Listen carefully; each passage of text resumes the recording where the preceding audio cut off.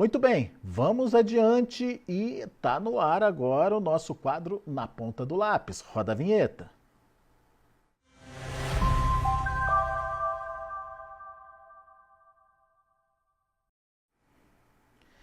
E está na hora de saber os custos da pecuária e principalmente os custos relacionados aí ao confinamento.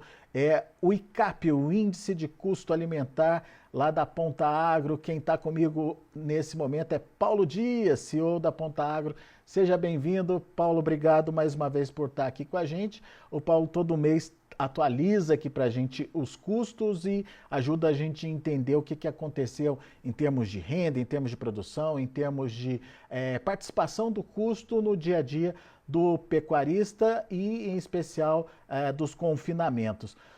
Outubro encerrado, a gente teve um movimento de alta da arroba. E como é que foram os custos, Paulo? E que relação dá para fazer entre custo e elevação da arroba do boi gordo? Seja bem-vindo, meu caro.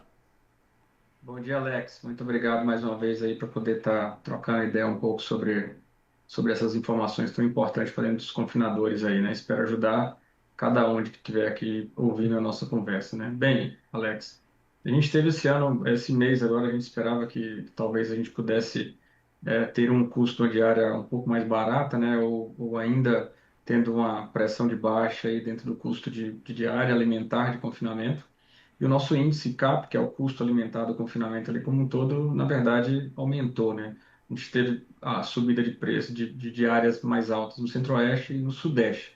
É óbvio que no Sudeste a gente teve aí uma praticamente quase igual o mês passado, não foi tão alta, né? A gente teve Sudeste aí com 12,17 centavos, R$ 12,17 no custo da diária alimentar, com uma subida aí de 0,8% aí em relação ao mês anterior e uma diferença do ano passado de 2,35. Enquanto que na região centro-oeste, a gente aumentou o valor aí em 1,7%, né? Subimos, estamos aí com a diária de 12,87, mas em relação ao ano passado, a gente está inferior 13% o custo da diária alimentar. Ô, Paulo, você falou que a expectativa era de redução nos custos. O que aconteceu ou quais foram os motivos que mudaram esse cenário aí e, como você bem pontuou, justificaram essa leve alta até nos custos? Bem, Alex, a gente viu aí essa guerra travada aí também com o preço da arroba querendo destravar e tentando aumentar. Eu acho que a gente sofreu isso também com o custo alimentar, né? A gente esperou que essa super safra que a gente teve aí de milho e alimentos aí como um todo no Brasil pudesse impactar melhores negociações para o confinador como um todo e ele tivesse mais tempo ali com a diária mais barata. E, na verdade, quando a gente viu no Sudeste ali, a gente viu que, trabalhando com um pouco mais de coprodutos, os coprodutos se mantiveram aí bem firmes, não deixando aí baixar muito o preço. E agora, nesse momento aqui, a gente viu que todos os ingredientes da dieta, em sua maioria, subiram. A gente tem uma diferença do Sudeste para o Centro-Oeste, porque quando a gente fala de diária alimentar, a gente tem que lembrar que tem o boi consumindo. Se eu tenho mais animais na fase terminal, ali na terminação final da ponta do confinamento, esses animais vão estar consumindo mais, consequentemente, a minha diária alimentar seria maior. No caso, atualmente, nós estamos com o Sudeste nas nossas bases de dados, com mais de 53, cerca de 53% dos animais em, desculpa, Centro-Oeste, tá? Centro-Oeste com 53% dos animais em fase terminal, de terminação ali como um todo. E o resto dos 53% dividido ali de 0 a 30 dias até 60 dias. Então, a gente tem muito mais animais no Centro-Oeste, animais em fase de terminação que consomem mais. No caso do Sudeste, a gente tem cerca de 40% desses animais de fase mais que 80 dias de confinamento dentro do confinamento. E aí a gente tem um impacto ali do consumo ser um pouco menor. Além disso, a gente tem no Sudeste, a gente teve ali o volumoso puxando para baixo ali, desceu ali nas nossas bases de dados cerca de 14% do valor mais baixo, enquanto que o milho e o energético e o proteico ali subiram. Então, teve um balanceamento ali no Sudeste que fez com que a diferença do preço ali da diária não praticamente se mantivesse ali. No Centro-Oeste, não. No Centro-Oeste, a gente teve uma subida de preço em quase todos os ingredientes de proteico e energético, que impactou realmente um aumento aí de 1,7% na diária alimentar. Isso significa ou implica perda de margem, Paulo?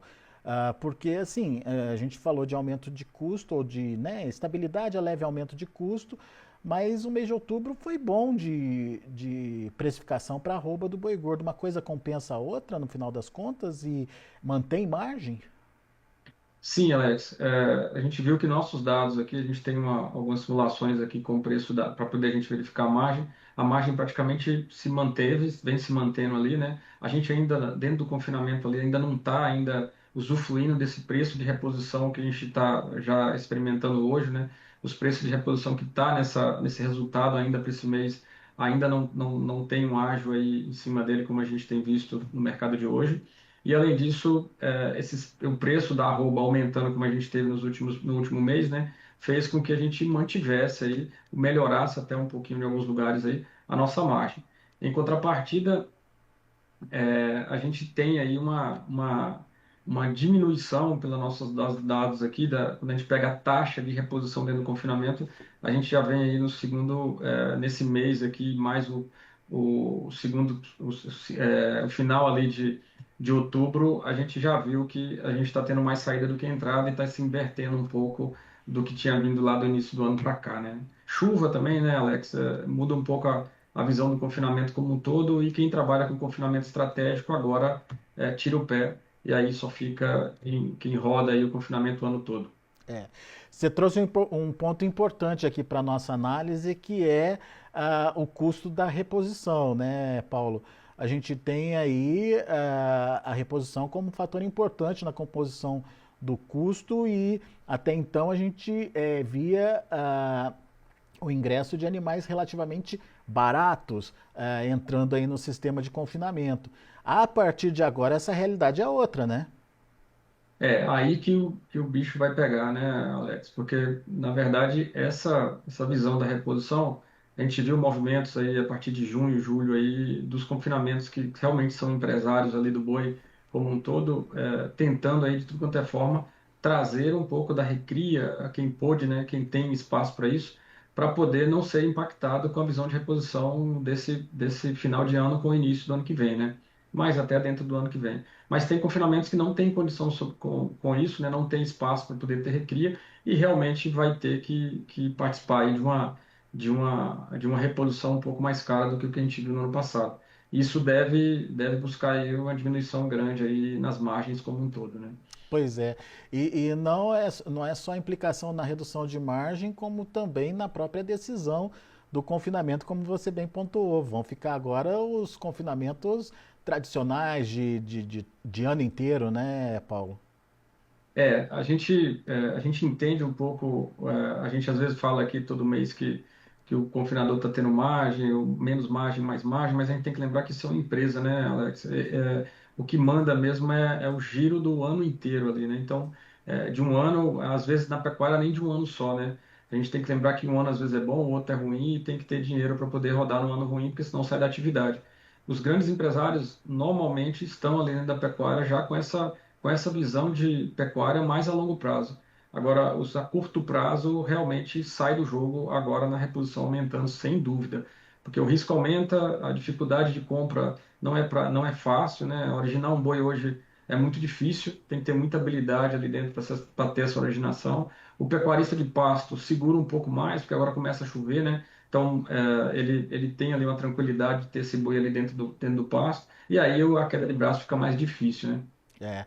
E pelo que vocês entendem e acompanham aí do mercado, a tendência é de aumento de custo da dieta também agora?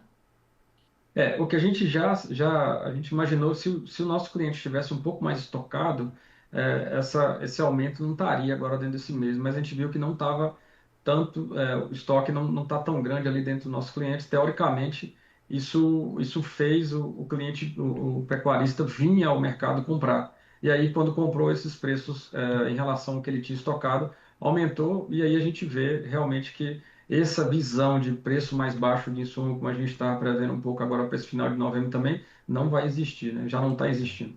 Tinha oferta, né? Não tinha por que correr para comprar, né, Paulo? Justamente, Alex.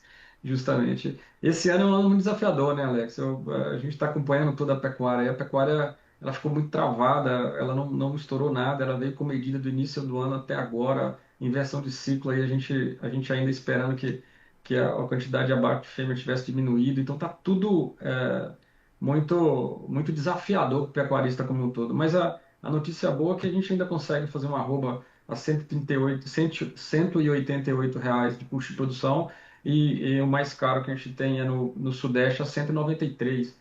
Então, se a gente pegar aí a arroba produzida de 193 mais a diferença que a gente está vendendo aí por 320, a gente ainda tem um lucro dentro da porteira para dentro ali na arroba produzida, cerca de 8 arrobas ali no animal, que ainda é muito favorável. Essa arroba colocada ali dentro do confinamento é que vai manter essa diferença do ágio. É, Esse é o né? desafio agora para dentro, né? Tem uma gordurinha aí. A gente só precisa ter cuidado para não queimar essa gordura toda, né, Paulo? Aí vem o desafio grande, né? Vem o desafio grande, sem dúvida. Muito bom.